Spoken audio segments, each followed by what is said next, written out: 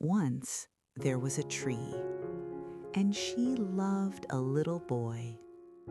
The tree stood tall and proud in a wide open field, her branches stretching toward the sky, her leaves rustling softly in the breeze.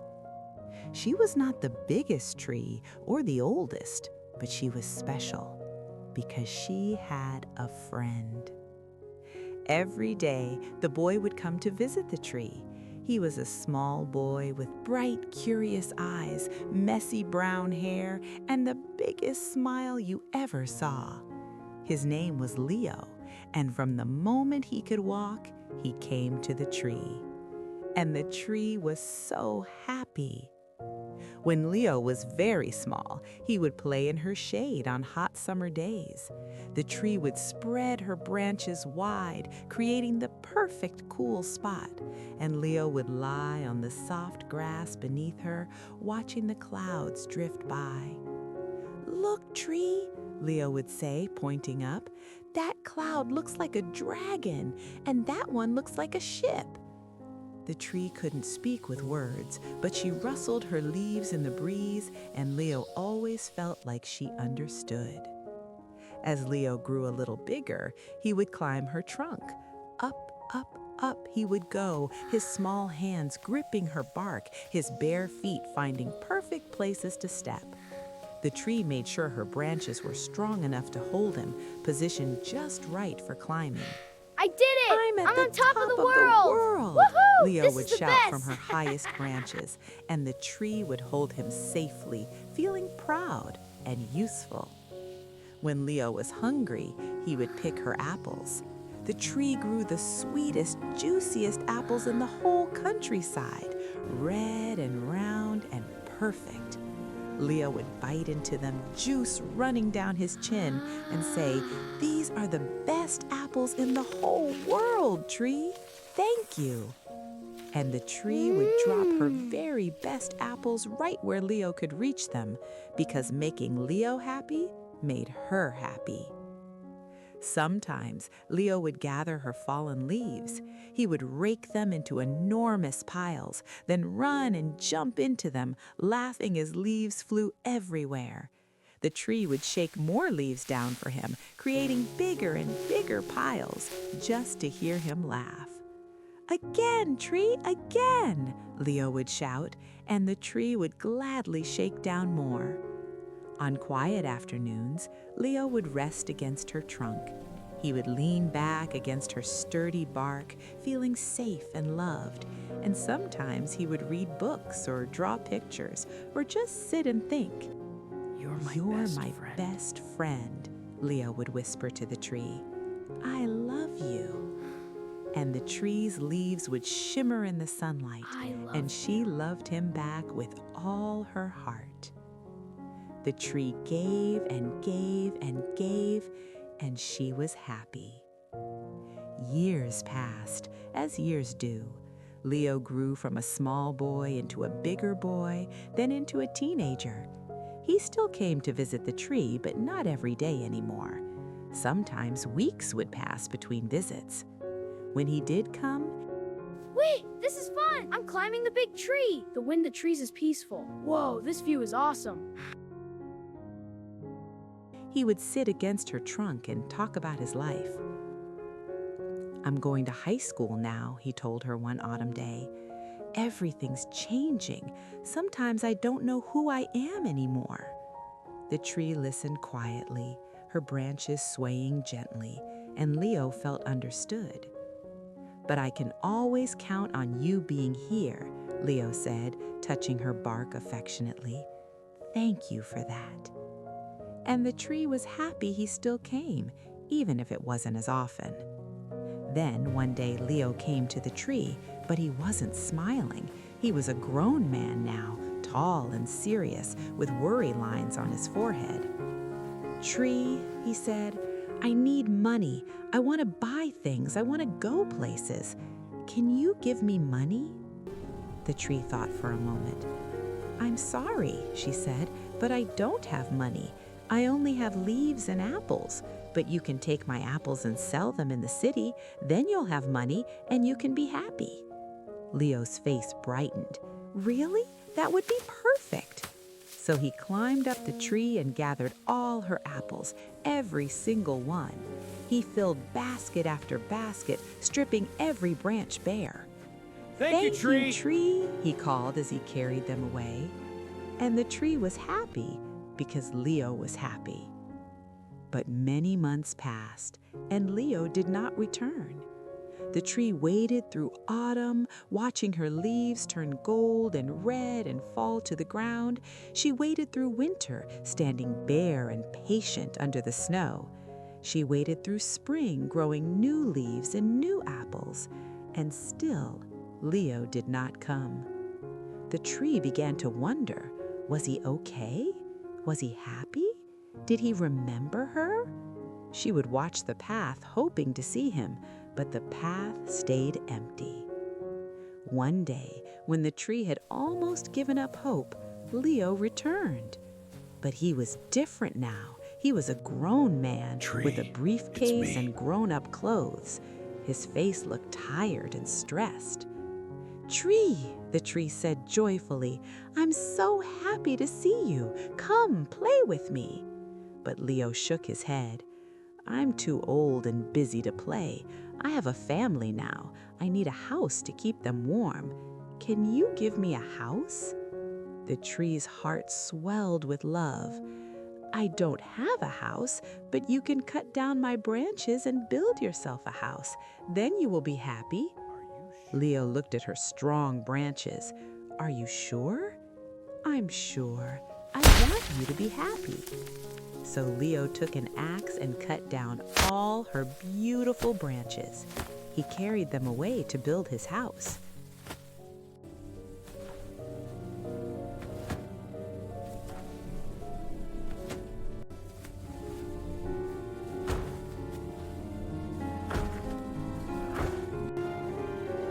Thank you, tree. And the tree was happy because Leo was happy. But now the tree was just a trunk, no branches, no leaves, no apples, just a tall, sturdy trunk standing alone in the field. She stood there for many years, through sun and rain, through seasons and storms, waiting. And Leo did not come. The tree began to wonder if she would ever see him again.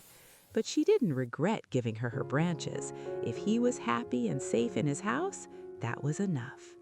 Still, she missed him terribly. Many, many years passed.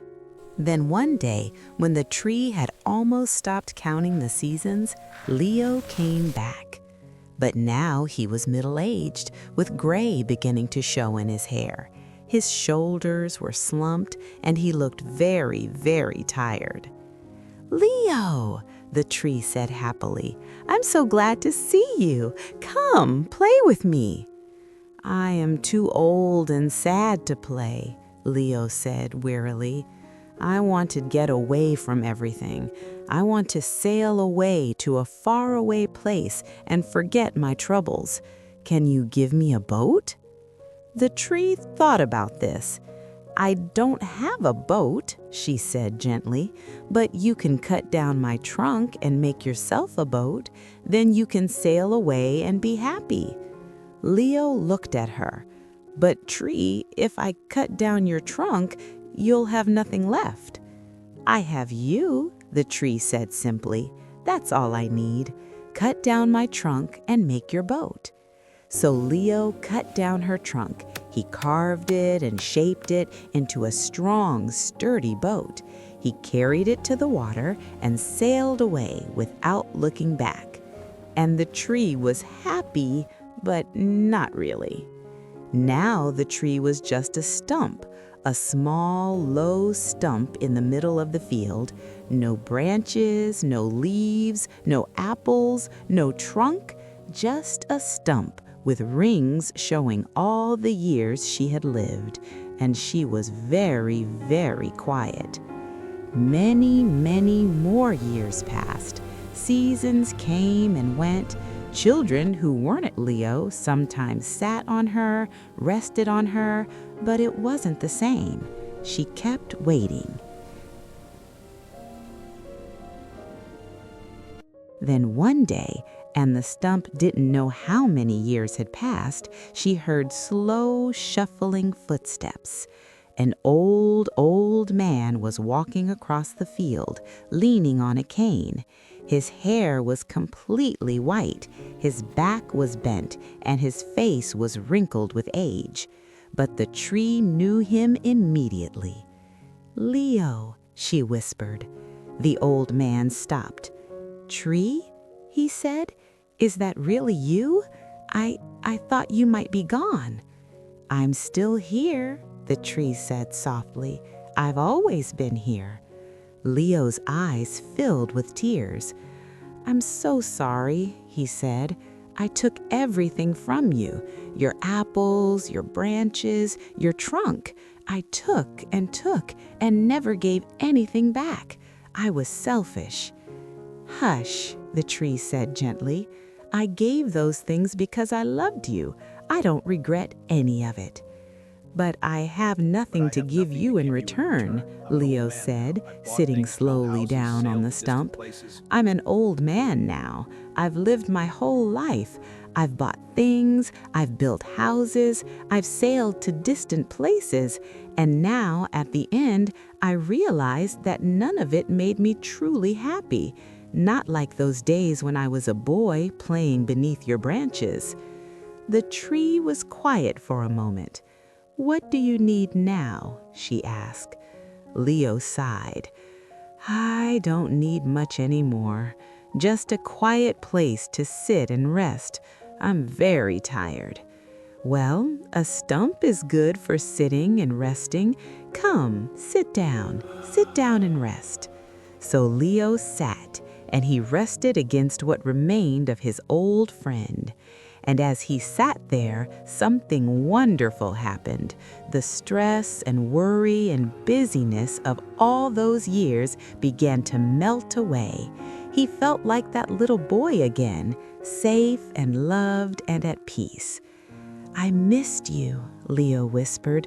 "All those years I missed you. I was just too busy to realize it." "I missed you too," the tree said. "I'm sorry I took so much and gave so little. You gave me your childhood. You gave me your laughter and your trust and your love. You let me be part of your life. That was enough."